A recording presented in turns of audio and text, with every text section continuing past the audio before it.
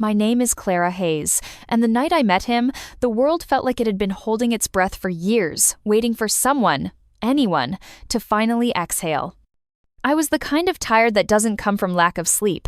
It comes from too many unfinished thoughts, too many rooms that still smell like goodbyes. The air outside was cold enough to sting, the kind that burns just enough to make you feel alive again, and maybe that's why I went there to feel something sharp instead of dull. The gravel cracked under my boots as I walked toward the stables, a sound that echoed in the emptiness around me. Erin had told me the horses would still be awake, that I could come by after work if I needed space. She said it like she knew something I didn't like. She understood that I wasn't just looking for fresh air, but for something steadier than my own heartbeat. The sky hung heavy with clouds that didn't move. The wind pushed at my back as if to say, "Go on, you've avoided this long enough."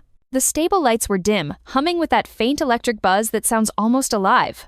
Inside, the air was warm and full hay, leather, dust, and the slow rhythm of animals breathing. I could feel it on my skin like a pulse. I stopped at the doorway and just stood there, because for the first time in a long time, I didn't want to talk. I didn't want to fix or explain. I just wanted to listen. The first sound that broke the stillness was a soft snort, deep and certain, like someone clearing their throat before telling you the truth. I looked down the aisle. He was at the end, black coat gleaming even in the half-light, his head raised, eyes watching me without moving. His presence filled the space before I even took a step forward. Erin's text came back to me in that moment. A line that had seemed casual then, but now felt like prophecy. "You'll know him when you see him." And I did. I walked slowly, not wanting to startle him, not wanting to break whatever quiet tether had already formed between us. The wooden floor creaked beneath me, and I could feel my heart sinking with each sound, slower now, steadier. He was taller than I expected, massive, really, but not in a way that scared me. There was grace in his stillness, a kind of restrained energy that reminded me of storms before they break. His nameplate read ARGO, the letters carved deep into the wood. I whispered it without meaning to, the syllables slipping from my mouth like something sacred. Argo turned his head toward me then, slow and deliberate, and I swear that moment cracked something open inside me. His eyes caught the light, deep amber, steady, unblinking. I'd been looked at before, but never seen like that. It wasn't curiosity. It wasn't judgment. It was recognition. I pressed my hand to the stall door, and the wood was cool and damp. I waited, letting him decide if he wanted to come closer. The seconds stretched thin between us. Then, with a soft exhale that seemed to melt the air itself, he stepped forward. Each movement was measured, unhurried, as if he knew I needed that calm more than I needed words. When his breath hit my skin, it was warm enough to undo me. "Hi," I said softly, my voice almost lost in the hush. "I'm Clara." It sounded small, fragile, but it was all I had. He didn't flinch or turn away. He simply breathed, and in that breath, I felt something shift the smallest proof that I was still capable of connection, that maybe not everything in me was broken beyond repair. I reached out, hesitating only once, and let my fingers touch his neck. The texture of his coat was everything the city wasn't. Real, grounded, alive. His muscles moved beneath my hand, and the rhythm of him was steady, like the ocean's pull when you're brave enough to wade in past the breakers. I stayed like that longer than I meant to, my hand rising and falling with each breath he took. The silence around us deepened, but it wasn't empty anymore. It was full of heartbeat, of warmth, of something wordless that tethered us together. The truth is, I hadn't touched another living being with that kind of tenderness in months, maybe years. Erin appeared then, her boots crunching softly on the hay-strewn floor. "That's him," she said with a smile that didn't need explanation. "He's fast, faster than most can handle, but he listens if you do." I nodded, not taking my eyes off him. "He's beautiful," I whispered, because the word alive felt too small. "Want to brush him?" she asked, handing me a curry comb. I froze, the tool heavy in my palm. I hadn't brushed a horse since I was a child at some summer camp that smelled like sunscreen and sugar water. I'd forgotten the steps, the rhythm. Erin must have sensed it because she added gently, "Start with the shoulder. He'll tell you if he doesn't like it.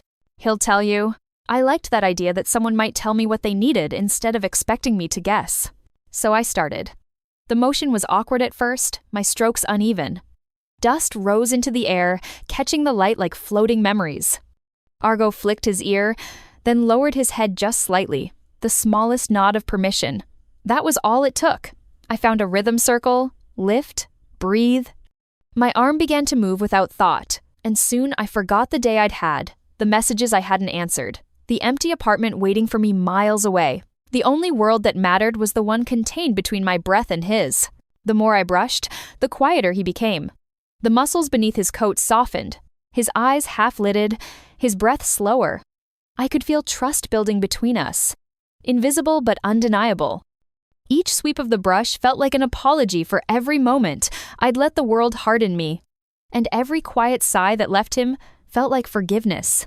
When I finished, Erin reappeared, leaning against the stall door. "You've got a touch for it," she said softly. "Most people rush." I smiled faintly. "Rushing hasn't worked for me in a long time." She nodded, as if that made perfect sense. "You want to walk him around a bit?" My instinct was to refuse, to stay in my safe little corner where nothing demanded more of me than breathing. But Argo lifted his head, his ears flicking toward me like a question, and I couldn't say no. Erin handed me the lead rope, her fingers brushing mine, and for a moment the world narrowed to that connection, her confidence, my fear, and his steady presence between us. "Just keep your hand steady," she said. "He'll match your pace." I opened the stall door and stepped back, giving him room. When he moved forward, the ground seemed to respond to him, every step deliberate, soundless, powerful.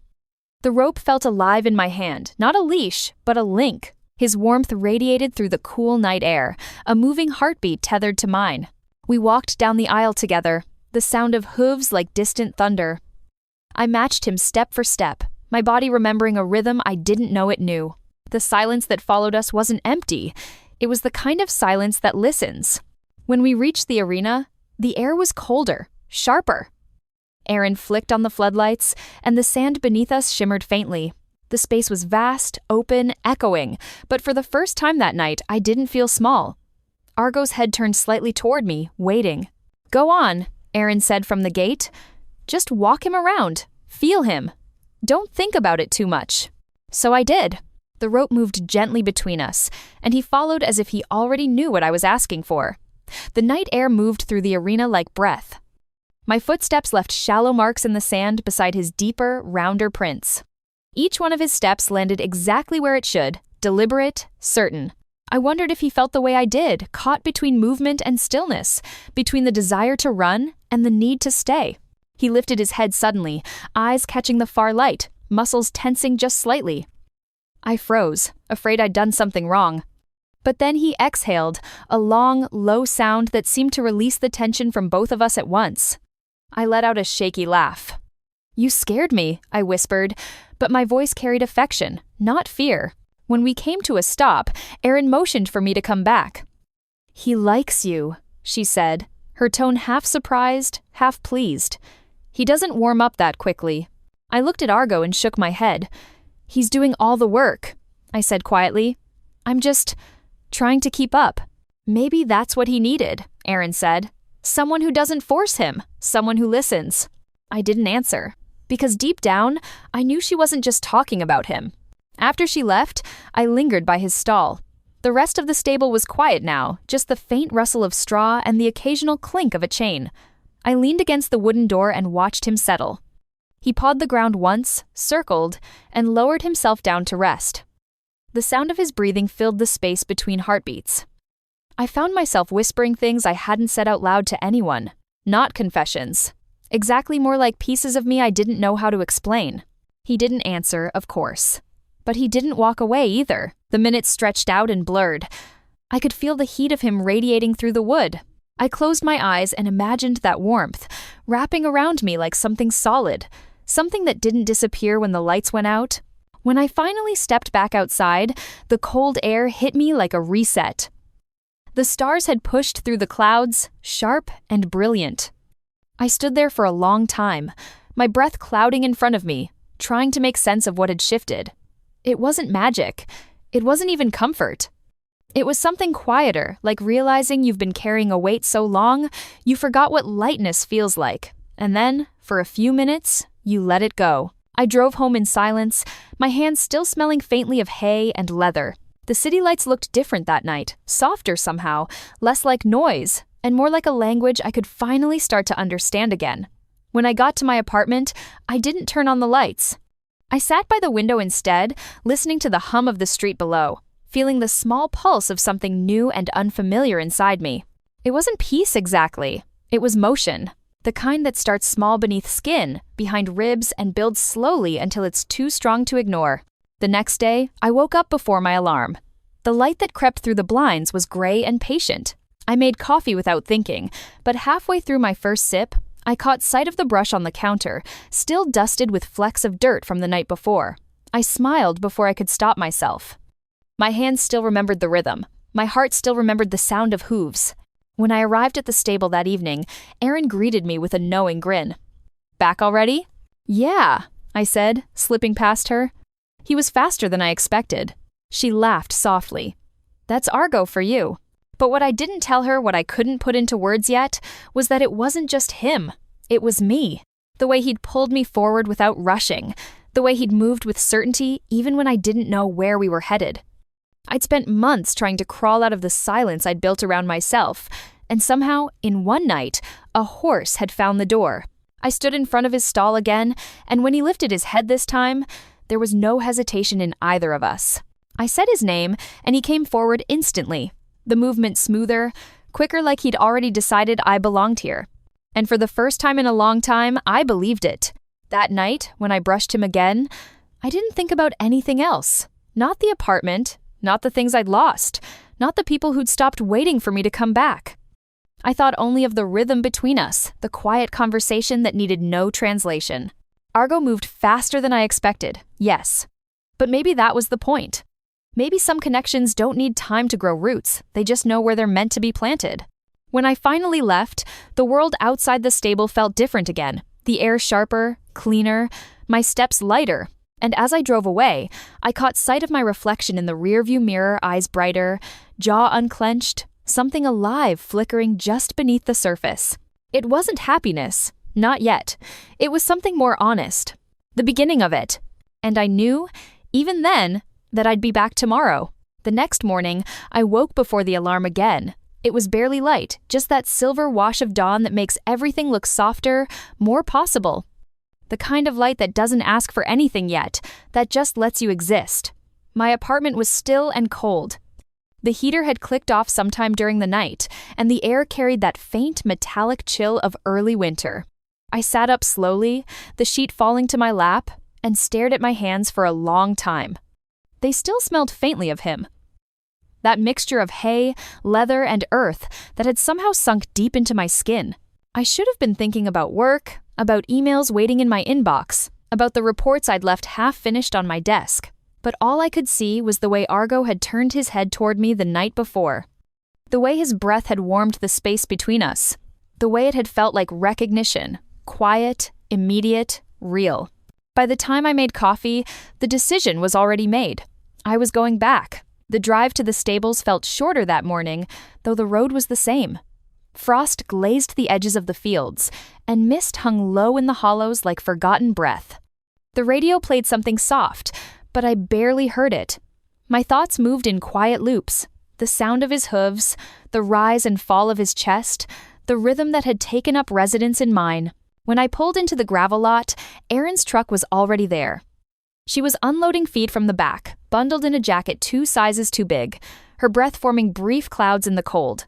"You're early," she called, smiling when she saw me. "I couldn't sleep," I said, rubbing my hands together. "That's one of the better reasons to show up here," she said, tossing a bag over her shoulder. "He's waiting. Go on." Inside, the stable felt alive in a different way than it had last night. Horses shifted and snorted softly, hooves striking the floor in restless rhythm. Sunlight filtered in through the slats of the roof, cutting the dimness into golden stripes. The smell was richer now, fresh hay, damp wood, warm bodies. When I reached Argo's stall, he lifted his head instantly, as if he'd been listening for my footsteps. He let out a low sound, not quite a whinny, more like a sigh shaped into recognition. I smiled despite myself. "Hey," I whispered, stepping closer. "Told you I'd come back." He moved toward the door before I even reached it, his ears flicking forward. I rested my hand on the wood, feeling that same vibration through the grain, the quiet hum of his breath, the pulse beneath his skin. Erin appeared behind me, carrying a bridle over her arm. "You can take him out today," she said casually. I turned to her, startled. "Ride him?" She shrugged, but her eyes were knowing. "He'll tell you how much he wants. Just listen." My heart was already racing. It wasn't fear exactly, it was something raw. Expectation, maybe. Or trust. Untested but alive. I saddled him slowly, repeating what Erin had shown me the night before. Each motion felt deliberate, almost ritualistic. The weight of the saddle, the creak of leather, the soft clink of metal. Argo stood still through it all, his tail flicking occasionally, his eyes half-lidded in calm. When I tightened the girth, he shifted once, not in protest but in acknowledgement, like he was reminding me to breathe. The arena looked different in daylight, larger, more exposed. The sand glittered where frost still clung to it. Erin leaned against the gate, arms folded.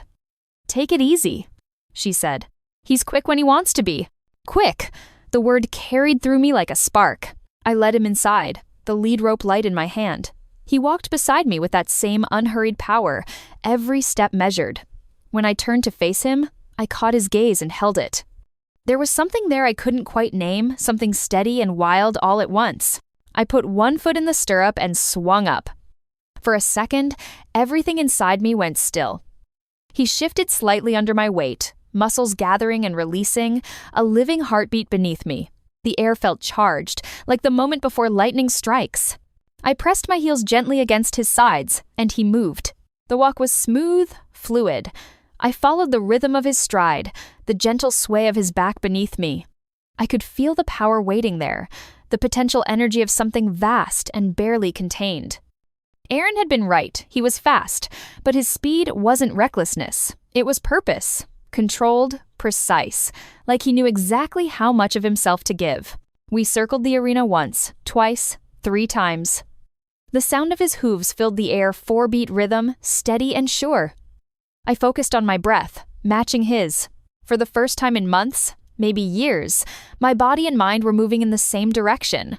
"Good," Erin called from the gate. "Now ask for a trot." Gently. I squeezed lightly with my legs. Argo responded instantly, his body lifting beneath me in a smooth transition. The trot came alive like a heartbeat doubling in pace. My seat adjusted, my hands steady. The world blurred slightly at the edges. The rhythm pulsed through me up, down, until I wasn't thinking anymore, just moving. I could feel him testing me, in the smallest ways. A shift of weight, a flick of his ear, the subtle pull of energy forward. I stayed centered, calm, listening the way Erin had told me to. The way you listen to someone you love when words have stopped working. We moved together through the turns, the air sharp against my face. His breath came in soft bursts, visible in the cold, a rhythm that matched mine. I forgot everything else, the city, the ache, the silence. There was only this: movement, connection, presence. After a while, Erin waved me down. "Let him walk," she said. I loosened the reins and let him stretch his neck. His pace slowed, but his stride stayed confident. I could feel the pulse of his power beneath the calm surface, like a tide that never really stops moving even when it looks still. When I dismounted, my legs trembled, not from fear but from the intensity of it all. I patted his neck, my fingers tracing the damp line of his mane. "You're incredible," I whispered, and meant every syllable. Erin smiled. "Told you he'd take care of you." I glanced up, brushing a strand of hair from my face. "I'm not sure who's taking care of who." She laughed softly. "That's usually how it works." The rest of the day passed in quiet fragments. Cleaning tack, refilling water buckets, brushing him down again until his coat shone like dark glass. Each small task grounded me in a way nothing else could. It was as if every motion, every moment of care, stitched something back together inside me. As the afternoon light began to fade, Erin called out, "I've got to run into town for a bit. You can stay if you want. Just close up when you're done." "I will," I said. When the door shut behind her, the stable fell into a hush. The only sound was the slow rustle of hay, the occasional stamp of a hoof. I lingered by Argo's stall, leaning against the door. He was watching me again, ears forward, eyes curious and calm. Without thinking, I started talking. I told him about the city, the way it never stops moving, the way it chews you up if you don't learn how to move with it. I told him about the job I'd stopped caring about, the people I'd lost touch with, the man who'd left without saying enough to make sense of it.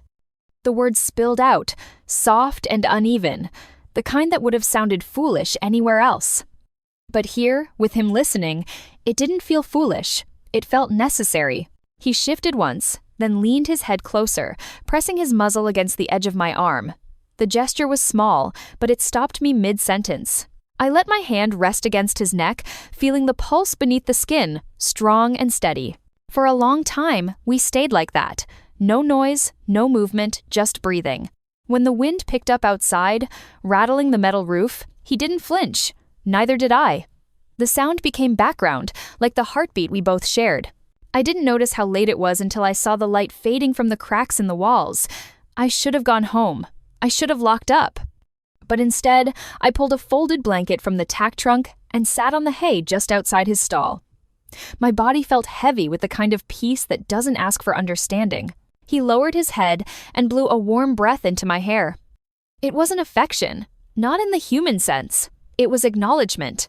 A reminder that I wasn't just passing through his world. I was part of it now. The hours slipped by quietly. I must have dozed off at some point, because when I woke, the stable was completely dark, except for the sliver of moonlight cutting across the floor. Argo was still standing, still calm. The air was cold enough to sting my fingers. I rose slowly, brushing straw from my coat, and whispered, "Good night." He blinked at me, slow and unhurried, and for a heartbeat I thought he understood every word. The drive home was silent again, but this time it didn't feel empty. My hands on the steering wheel felt steadier, my breathing easier. I wasn't healed, not even close. But something inside me had shifted its weight, settled into a place that felt right. Over the next few weeks, the stable became a rhythm I couldn't live without. Mornings, evenings, sometimes both. Erin never questioned it. She just smiled when she saw me and said, "He's different with you." He was. I could feel it every time I approached his stall. He would lift his head before I even spoke, ears pricking forward, body leaning slightly toward me. His trust wasn't loud or dramatic, it was quiet, consistent, the kind that builds one heartbeat at a time. We rode more too, longer sessions, steadier gaits. Sometimes he'd test me, throw a shoulder, shift direction too sharply, force me to find my balance. But the moment I adjusted, he'd soften again, as if saying, "Good, you learned." It became a language of movement. My breath, his stride, my hand, his response. Each motion carrying more honesty than any conversation I'd had in months. One evening, Erin brought out poles and laid them across the arena floor. "We'll work on rhythm tonight," she said.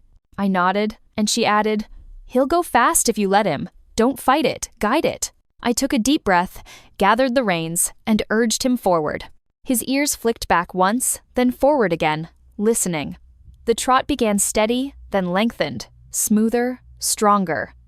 When we reached the poles, I felt his body lift, adjust, flow. His stride was perfect. He cleared them with ease, not rushing, not faltering. "Beautiful," Erin called. Again. We went again. And again. Each pass cleaner than the last. His rhythm became mine. I didn't have to think anymore. It was pure instinct, trust in motion. By the fourth round, Erin lowered her voice, saying quietly, "You're ready. Let him canter." My pulse jumped. I hesitated for half a second, then pressed my leg against his side. The response was instant. He surged forward, power exploding beneath me. But it wasn't wild. It was controlled, focused. The arena blurred the fence, the poles, the lights all fading into the motion of his body, the thunder of his hooves. My heart caught up to his rhythm, and suddenly there was no fear, only flight. It was faster than I expected, much faster, but it felt right.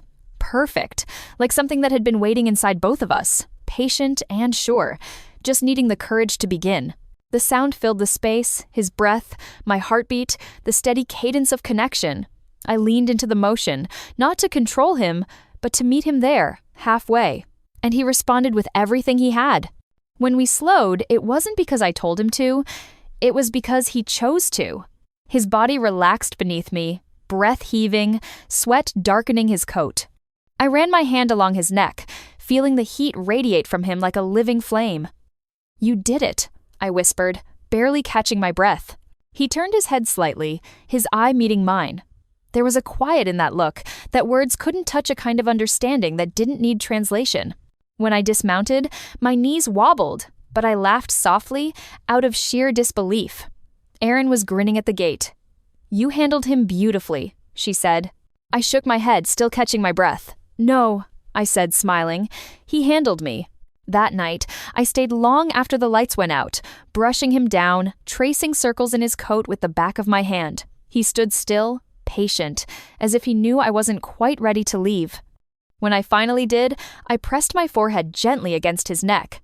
His warmth seeped into me, grounding and steady. It was late when I got home, the streets empty, the city asleep.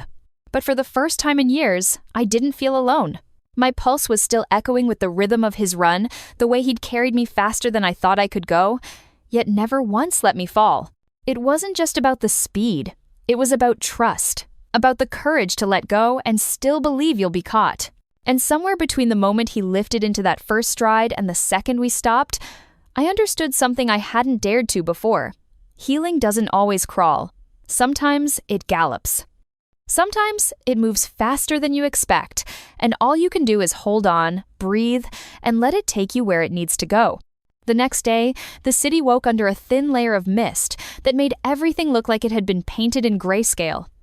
My alarm went off, but I was already awake.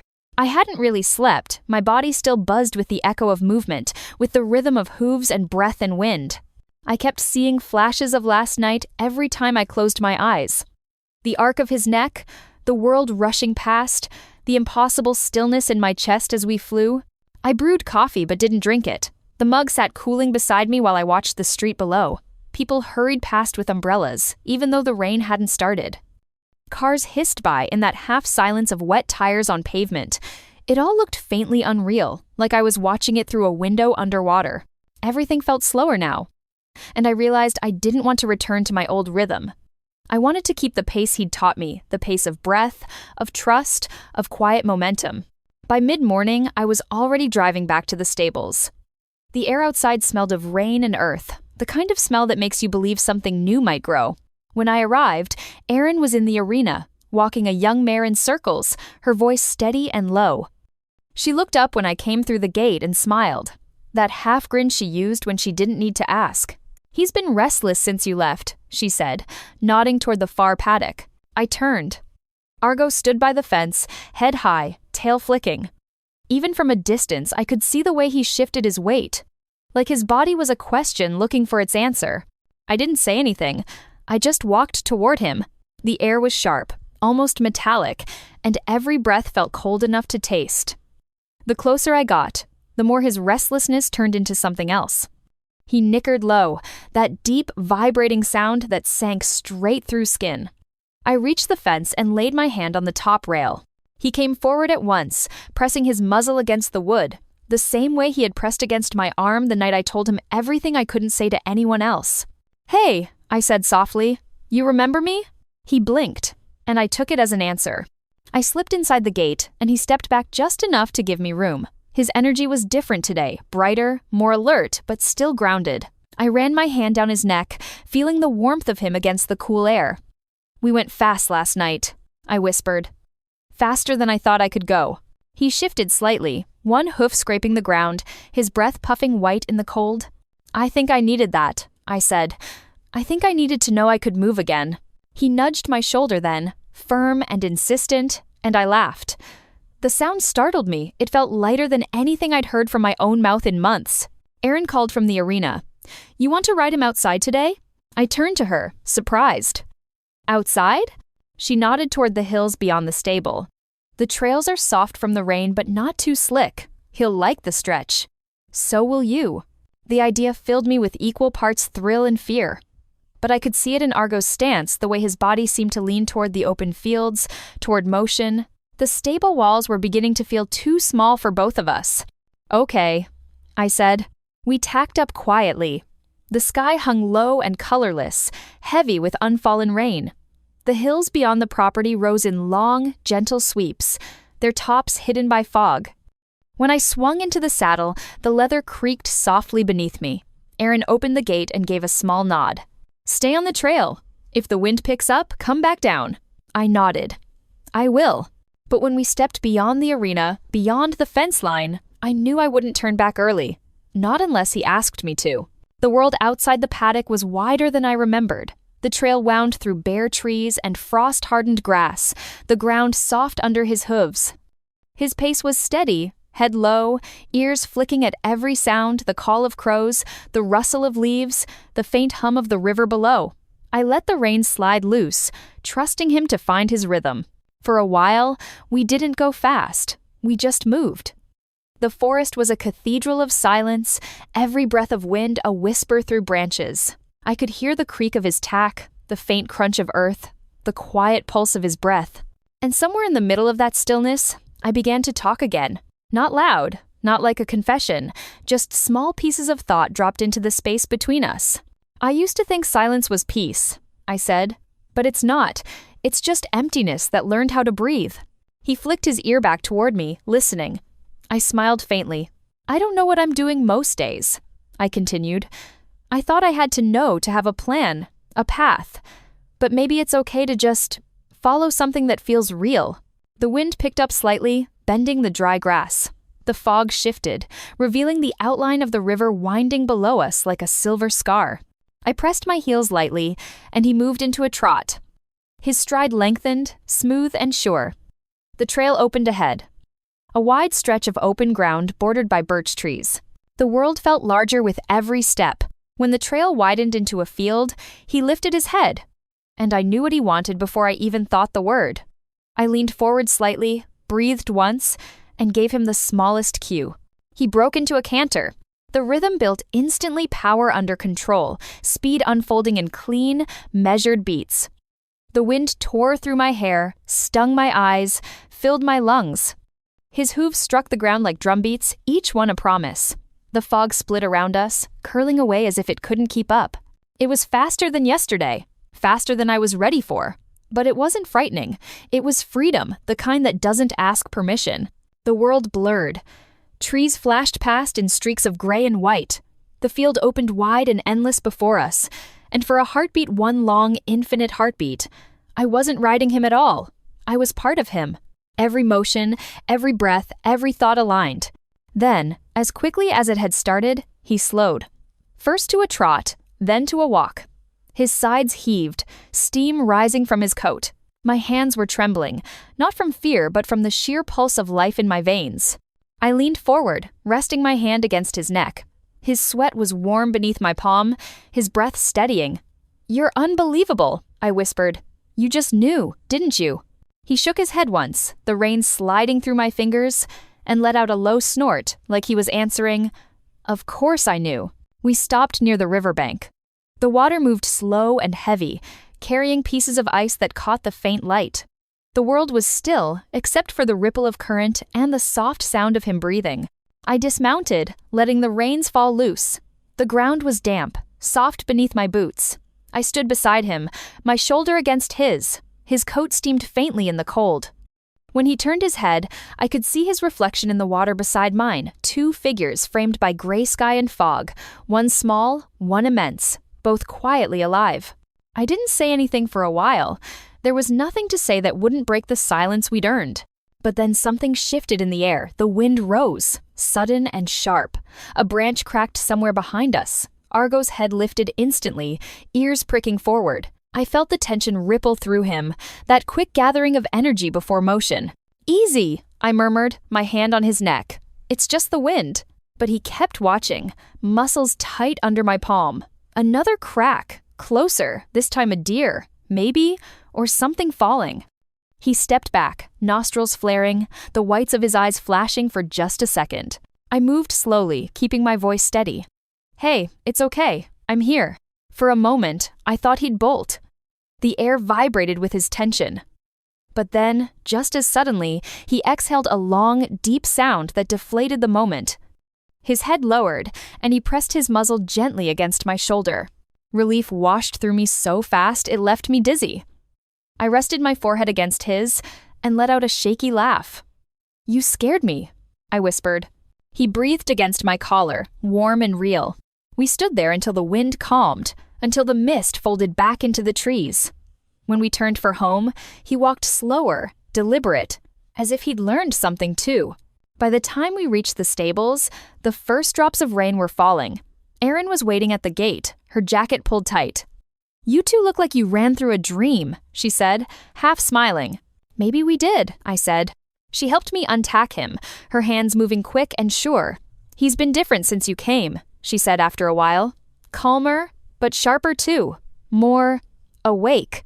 I looked at him at the way he watched the rain outside the door, ears twitching, body loose. Maybe we woke each other up. She nodded, a quiet agreement. After she left, I stayed. I brushed him down slowly, the rhythm familiar now, grounding. The rain drummed softly on the roof, steady as a heartbeat. Every stroke of the brush felt like part of something larger, like a conversation neither of us wanted to end. When I finished, I stood beside him, running my fingers through his mane. "I think you saved me," I said softly. "You don't even know it, do you?" He turned his head, nudging my chest lightly, then rested his muzzle against my arm. The weight of him there was enough to make my throat tighten. That night, the storm came in earnest. Rain lashed against the windows of my apartment, thunder rolling far off in the hills. I lay awake, listening, my body still humming from the ride. When lightning flashed, I thought of the arena lights, of the way they caught the dust in the air and made the world shimmer. I couldn't stop thinking about him, not in the way you think about something distant, but in the way you think about breathing. Unconsciously, necessarily. I returned the next morning, though the roads were slick and the sky still bruised. The storm had passed, but the air was heavy with what it left behind. The ground squelched beneath my boots. The paddocks were slick with mud. When I reached his stall, he wasn't there. My heart stuttered. Erin appeared behind me, wiping her hands on a towel. "Easy," she said quickly. "He's fine. He's out in the far pasture. The fence blew down last night, so I kept him back there until we can fix it." Relief flooded me so fast it made me laugh. "You scared me," I said. "Seems to be a theme with you two," she replied with a grin. I found him by the far fence, mud streaking his coat, mane tangled from the wind, but his eyes, those deep, gold dark eyes, were calm. He lifted his head when he saw me, and even from a distance, I could feel it again, that wordless recognition, that tether between heartbeats. The field was soaked, but I didn't care. I walked out anyway, boots sinking into the soft ground. When I reached him, I stopped just shy of touching. He stepped the rest of the way forward, closing the distance. I pressed my forehead against his neck, the way I always did, and exhaled. The world around us was quiet now. No thunder, no wind. Just rain-soft earth and the faint sound of the river still running beyond the trees. I could feel the steady rise and fall of his breathing, the heat of his body seeping into mine. It hit me then. The truth I hadn't wanted to name, this, whatever it was, had changed me. Not the riding, not the adrenaline, or the rush of speed, but him, the steadiness. The mirror he held up without trying, the way he moved faster than my fears, but never faster than my heart could follow. He'd taught me something I hadn't known. I was ready to learn that healing doesn't wait for permission. It moves at its own pace, sometimes slow, sometimes all at once. I stayed until the rain started again, light but persistent. The kind of rain that doesn't drive you away, just reminds you that you're alive. When I finally turned to go, he followed me to the gate and stopped there, head tilted, eyes soft. I rested my hand on the side of his face and whispered, "I'll come back tomorrow." He snorted softly, and for a moment, I could almost believe he understood. The drive home was quiet. The road wound through fields shining with rain, through a sky that was finally breaking open to light. When I reached the edge of the city, traffic began again, the noise of it jarring but distant, like it belonged to another version of me. Back in my apartment, I hung my coat by the door and caught sight of myself in the mirror. There was mud on my jeans, rain in my hair, and something bright in my eyes I hadn't seen in a long time. Not happiness exactly, something simpler, something truer. I left the lights off and stood by the window. The clouds were moving east now, dragging the last of the storm away. Somewhere out there, he was still standing in the field, unbothered by the weather, unhurried by the day. And in the silence of that small apartment, I realized I wasn't chasing escape anymore. I was chasing presence, the same kind I'd found in him, in the rhythm of his breath and the trust between each step. It had all happened faster than I expected. But maybe that was the point. Some things arrive in your life not to stay forever, but to show you how to move again. How to match the pace of your own heart without fear. How to remember that you are still capable of beginning. I whispered his name into the quiet. Argo. It felt like a prayer and a promise at once. And somewhere deep inside the rhythm of the world, beneath the hum of the city, beneath the breath of rain and wind, I could still hear him moving. Hoofbeats soft but certain, carrying the weight of everything we'd learned together. Faster than I expected. Exactly as fast as it needed to be.